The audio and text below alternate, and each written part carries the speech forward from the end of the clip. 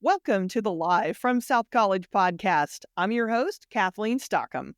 The Live from South College podcast is your source for all South College activity, including new student information, deep dives into our 100-plus programs and concentrations, tools of the trade, and even live on location from all of our campuses.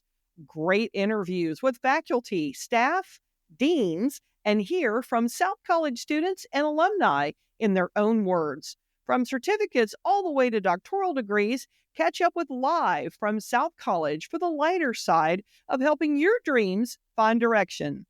In our series called Forever South, we focus on notable South College alumni doing great things and also their contributions to the community.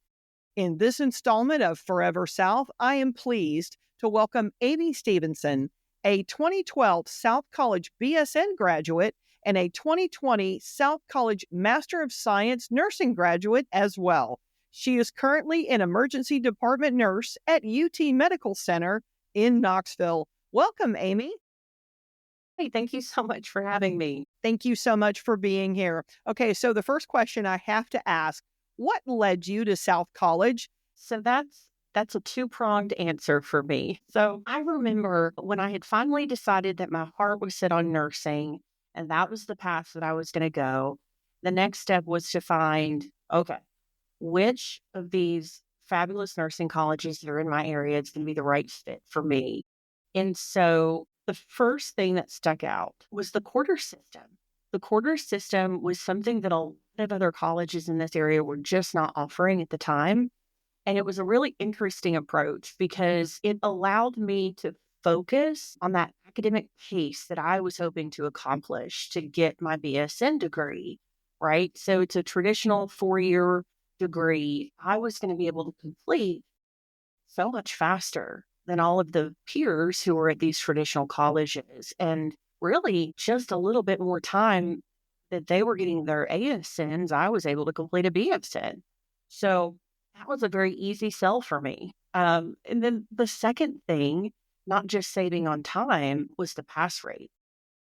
Those NCLEX tests are just scary, right? Especially as a prospective nursing student. And thinking about, oh my gosh, if I dedicate all of this time and money, and then what happens if I can't pass, right? So when I was told and verified by research that the South College first time NCLEX pass rate when I was looking to go was almost 99%. To me, that was that, hey, if I can pass the program, then I'm 99% to pass this really hard test the first time. So I felt really confident that I was going to get provided the quality of education and the preparation I was seeking. So again, felt like a no-brainer. I can get done a little faster and I've got a 99% chance. What we do, obviously, is provide the tools, provide the instruction, and most importantly, the encouragement to keep going. So I think that's great. So a question for you, what do you think has changed for the new nursing graduate now that was different in 2012 when you got it? Yeah, a lot's changed. And I think COVID really perpetuated a lot of those changes, but we're seeing a lot more hybrid programs that are offered now, a lot more of that online availability for students. I think that's probably the biggest change. But also, aside from influence that's changed, I also see a lot more nursing advocating for patients, right? And then seeing a lot more of the technology components. So a lot more nurses are getting into building the software that nurses are going to use. So seeing a lot more of this technology that's being built into nursing it's been really cool to kind of watch. Not my forte. I'm terrible at it. I struggle to work my dishwasher, but I love that it's available for other people. That's awesome. So you actually went even further than that. So you added a Master of Science in Nursing, or MSN. You added that to your experience, and you actually came back to South College to do it all online. What led you to that decision? Well, I was at a place in my life where I had the time, I had the mental bandwidth to go ahead and pursue that master's degree. So I was excited for that. And I guess I'm a little bit creature of comfort. I knew what to expect. I knew my experience at South College, how to work those platforms on the technology side, how to work with Canvas, which is what we're using, right? Mhm. So I felt like that would set me up for the best success. I was happy with my education. Let's go again, right? Kind of felt like a natural choice, and I have absolutely zero regrets about it. It's fabulous. Yeah. So you got to do it all online. So very different from being in a lab and a classroom and a sim lab. You're online. So how is that? And I know that that probably worked well with your work schedule, but tell me a little bit about the online experience. Yeah. Again, me who struggles to work a dishwasher or even a coffee pot with a timer, I was a little nervous about this, but actually was pretty easy. And then, of course, you got the hands-on and clinical, and that part felt really comfortable and natural. And so it was pretty easy to kind of marriage those two together. So making it work with my home life and my work life, already being familiar with Canvas, I think I kind of had a leg up because I had already been a South College student. Yeah. Well, you're being probably a little modest. So you've actually had a really exciting career in nursing and you've done a lot of really cool things from flight nurse to clinical adjunct. So tell me some of that journey. I'm mostly interested and curious about how you became a flight nurse because I think for a lot of nursing students, they really would like to see themselves maybe outside of the traditional medical field and the traditional medical window of you must work in a doctor's office or you must work in a hospital. Tell me about that and tell me a little bit about your career journey. It's been an exciting career so far. I can't wait to see what the next 10, 20 years holds. But so far, yeah, I've gotten to do a lot of really fabulous things. It started for me actually not in nursing though. I started in EMS. So I was a 911 dispatcher, an EMT, and then that's where I experienced my first helicopter. We had a very difficult patient. We had to call in some assistance. And when I saw that helicopter just kind of come through the skies, through the clouds, and come help us, it was the most impactful moment of my young adulthood. And I knew that's exactly what I want to do. Those people just looked so cool and they were so confident and they whisked away our patient. And it was just like these angels came out of the sky. Fast forward many years later, I found myself my very first flight call as this flight nurse, and I landed and I was so nervous and I felt so awkward. But when I looked at the EMS and the patients and the bystanders, they were all looking at me like I had looked at that crew all those years ago and I realized me now. And it had this really nice full circle moment to it. And I enjoyed about 7 years of flying. It was one of the greatest joys of my life. I had a lot of trauma with it, but I've had a lot of, and so now it's just kind of the next chapter for me. And so I have found that same sort of joy in education. And I think maybe that's where I'm kind of my life might be pointing is I'm really enjoying seeing these students and giving them some inspiring stories when they need it, but also they're giving back to me just as much as I feel like maybe I'm hopefully giving to them. Yeah, that's amazing. That is so cool. Okay, so I have to ask, what was like the scariest moment? Because one of the things that I learned in visiting with UT Lifestar in Knoxville is that they take off and land regardless of the weather, regardless of it is life and death. So when you are flying to a car accident or some other serious issue, tragedy, medical issue, what is probably one of the scariest moments, if you don't mind? We're just sort of detailing that for our audience because I just find this fascinating. Yeah. So, contrary to popular belief, the flight community actually has very strict weather standards. So, you actually can't fly in anything. And yeah, no, they have very, very strict FAA guidelines.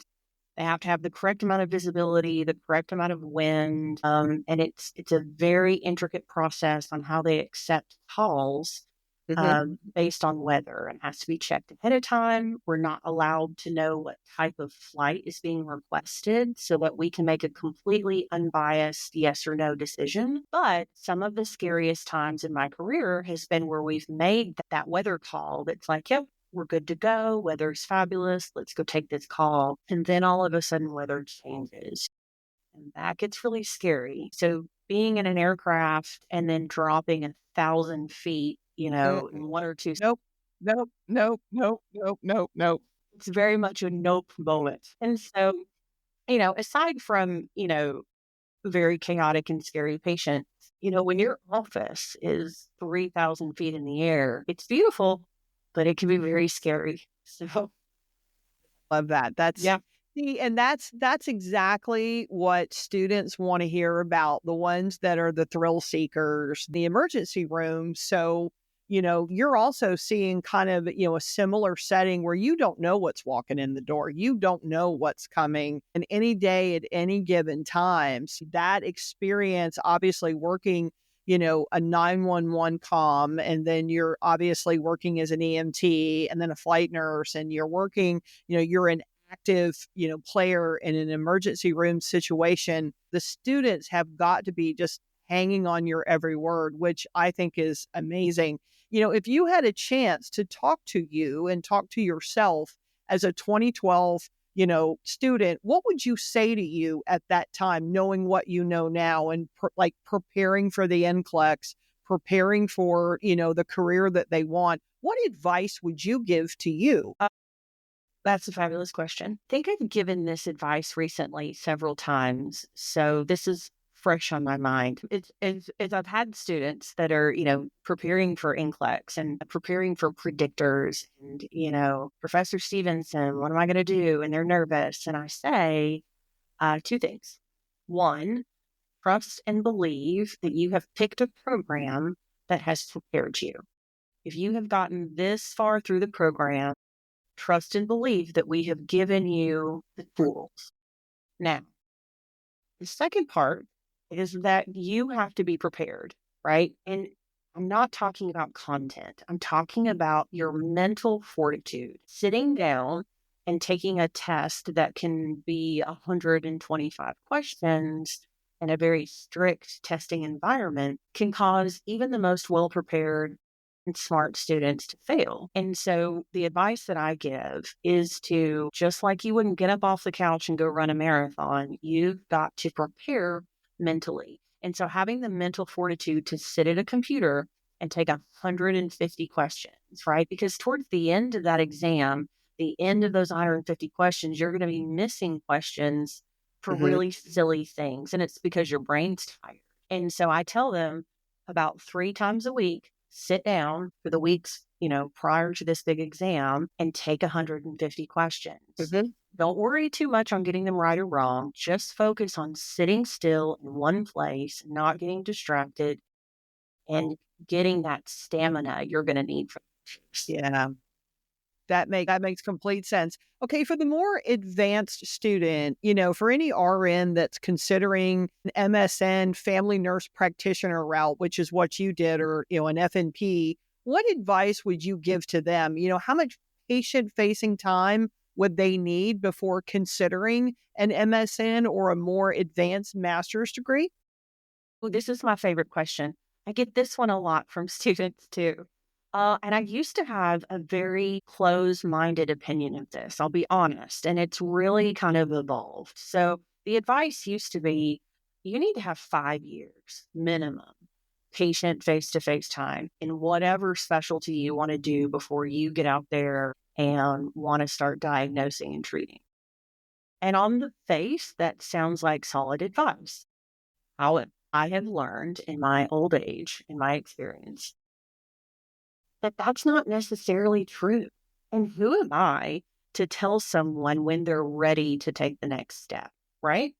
So each student's very different. You have some that are more academically strong than others. You have some that are better in clinical scenarios than others. And also sometimes it makes sense in your personal life to go ahead and get your education completed, even if you're still going to work as an RN for a couple of years before applying for a license. And that's kind of what I did. And I've seen that done a lot more. So my final stance on the subject is go whenever you are darn well ready. Well, all right. I like that. And I know our students are going to love that because, to your point, that's a very frequently asked question is, these fresh, they call them new grads, that get out there in the workforce. And then they're obviously seeing these mature, successful nurses that are already out there in the field. And they obviously want to do the smart thing and mentor and mold and become more like the nurses that have come before them. I think that's really great advice. The most important thing, I think, for a lot of these students that are, obviously pursuing the nurse path is that they have so many directions that they can go in. There is literally endless angles, which I think is great. So now, obviously, the easy question for you, when you have spare time, and it doesn't sound like you have a whole lot, but what do you like to do in your spare time? Spare time. Can you use it in a sentence? What is spare time? If you're not at work, Can you're you not give grading me the papers. pronunciation and spelling of spare time? Okay. In my spare time. Well, I love to bake. I actually owned a little wedding cake business while I was in nursing school. So that was really fun. It was a great way to kind of pay the bills while I was in school. So now it's this really fun trick I have in my back pocket that I can create a whole, 5-tier wedding cake if I want to. Wow, that's a fun piece of trivia. I like that. All right. What else? If I ever leave nursing, you might just find me owning a bakery at some point. So Love that. I love to bake. I really enjoy scary movies. So true crime podcasts are high on my list of things. I would love to sit here and pretend that I'm a hiking outdoor girly, but I'm not. If I'm outside, it's because there's a beach and I'm just laying in a lounge chair. Otherwise, Love that. Looking at the Food Network on your iPad, right? I'm probably watching a scary movie and baking. I love that. So you're such an interesting dichotomy of a lot of different things. You've got this whole adventure thing. You've got this whole nurturing thing that you're doing for our students as an adjunct, but you like scary movies. You like to bake. I love that. This is like really peeling back the onion layers here of Amy Stevenson. So I think that is really awesome. And what great information you've shared. So I want to thank you for most importantly, for being my guest and for in your very busy schedule, taking the time out, really laying out a great pathway and foundation for South College nursing students. We have a lot of them, and it's a very important program, obviously, to our entire institution. And we take it as a point of pride that we put so many nursing graduates out there into the workforce and into the community. So students, if you're listening, be like Amy. Be like Amy. It's really important because she's definitely made a very successful career out of it. Amy, thank you so much. It has been so inspiring to have you. Hey, thank you so much. I listened to the first episode and I heard at the end that it was 0 casualties so far. And I hopefully wherever I land in the series, I can also say 0 casualties in this podcast. No deaths, right? Who is it that you had on? You might have I had Dr. Patrick on, and but he nobody said had died. Yes, that that was my nobody had comment. died. That was our first episode. And Dr. Patrick and I were both thrilled that no one died, no one was harmed in the making of the first episode. Well, I'm glad that I didn't succumb to any podcast casualties. So thank you so much for No. having me.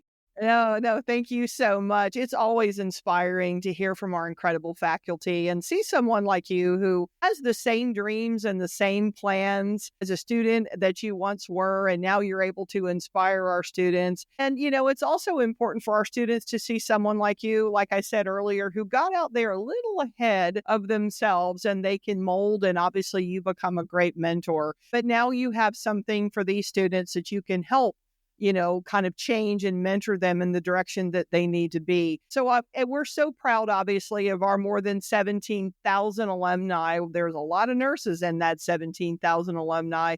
And this, who you're listening to, Amy Stevenson, is just one of those 17,000 alumni. Stick around, everybody. We'll be right back with another big announcement and some holiday cheer. Stand by. We'll be right back. When you start your new career path at South College, you'll join students from different walks of life at varying stages in their lives. Many students are going back to school to finish degrees, while others are pursuing elevated education that will help them improve their potential in their current roles or for chasing a new direction. South College offers over 100 programs and concentrations with specialized focus on associate, bachelor's, master's, educational specialist, and doctoral degrees in healthcare, business, technology, education, and legal studies. We are regularly developing new academic programs based on local, regional, and national trends. Each curriculum is designed to promote development of knowledge and skills in the associated discipline as we challenge and support our students. South College is committed to providing intellectual, social, and professional development to a diverse student body. With locations in Knoxville, Tennessee, Nashville, Tennessee, Atlanta, Georgia, Asheville, North Carolina, Orlando, Florida, Indianapolis, Indiana, Pittsburgh, Pennsylvania, Dallas, Texas, and Marietta, Georgia, as well as programs delivered through Competency-Based Education, or CBE, and online. We're here with you every step of the way, starting with the admissions process. To find out more, visit South College at south.edu. South College, where dreams find direction. Welcome back. We are so excited to announce even more growth for South College, introducing our second Atlanta campus in bustling Marietta, Georgia. Our new Marietta campus will sit right alongside I-75 southbound near the 120 loop in the heart of Marietta. Admission officers are ready to talk to you now, with campus opening in spring of 2025. Look for the details of our 11th campus at south.edu. We just launched Dallas, Texas a month ago, and here we grow again with another new campus, our second campus in Atlanta. Well, at the time of this podcast recording, we are all preparing for the holiday season here at South College. Every campus location is beautifully decorated with lights and festive holiday decorations inside and outside. The holidays are especially fun for us as it's a time of thankfulness and fellowship, along with having some fun with our students. Hot chocolate, Secret Santa, and even Santa Claus himself has already been by for most of our campuses.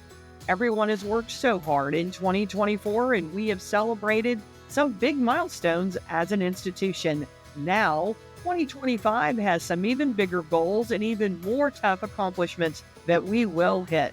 Trust me, we are ready. So what are your goals in 2025? Whatever your dreams, South College is here every step of the way. With 11 physical campuses in 7 states, plus online and CBE, there is a pathway for you at South College in 2025. I hope you enjoyed this latest episode of Live from South College.